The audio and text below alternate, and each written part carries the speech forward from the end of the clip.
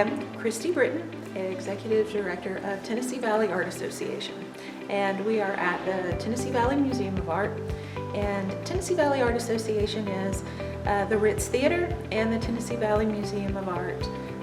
We are an organization that has grown over decades through our community. We are supported by community businesses and by local artists and patrons and citizens. The Tennessee Valley Museum of Art provides visual arts outreach programs where we send a couple of artists into schools, especially schools that maybe don't have art classes, teach them concepts in art theory, design, and they work with different mediums.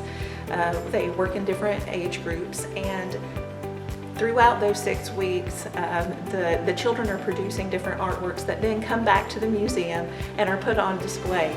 So the children actually get to see an exhibition of their own artwork here in the Museum of Art and bring their parents and teachers, and that's very exciting for the children. We also have Ritz School of Performing Arts, and this is for high school level students to come and receive training in theater arts through acting, some vocal coaching, and choreography as well. The support that Progress Bank has shown us is invaluable. Even the Florence Market president is on our board, and that to us demonstrates that our mission is important to Progress Bank as well. That they would support us in this way really shows their commitment to the overall quality of life for the citizens of the Shoals. My name is Jonathan Kane.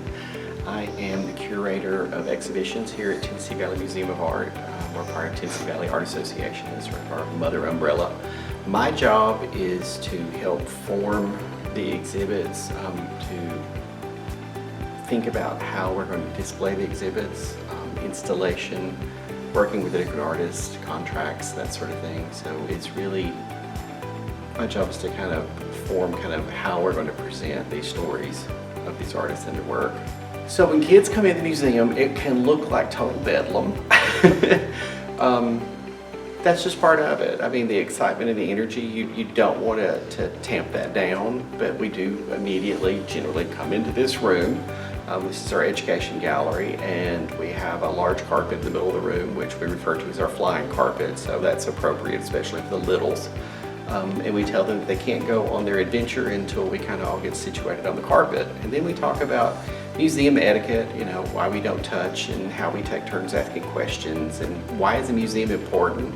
I can't imagine education without the arts. Being an artist myself, it's always been part of who I am. But for me, when you think about education, in public education specifically, we think about the academics, we think about the English, the science, the math, the history.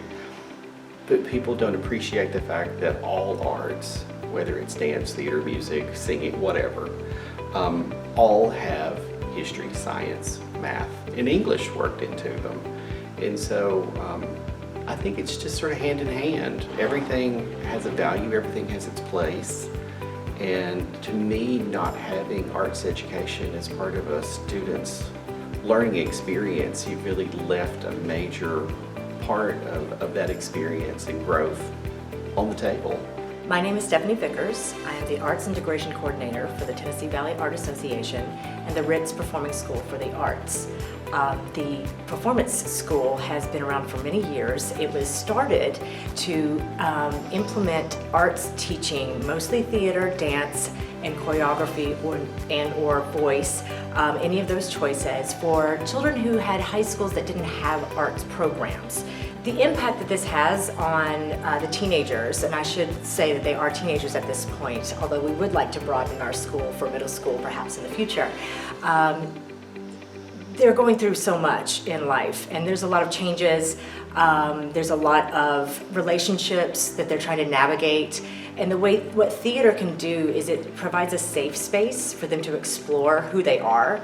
It provides a safe space for them to explore being vulnerable with their emotions and their feelings in front of others. And they are able to then perhaps find their own voice for either their problems, but also their positivities, their moments of triumph. And so when they find that they can express these things fully and freely, it spills over into their lives. communities definitely have to come together to promote and support the arts, no matter what city, town, county, state, country you're in, because it does impact so many people on so many different levels, and you are offering it to the public. It's not something that happens in a bubble or in a silo. So it is important for those who are not perhaps creators of art pieces or theatrical pieces, but those that appreciate it as audience members or patrons, to come and support our activities and what we do, and to also, but that very, very important financial backing, because that way usually we're turning it right back over into the community.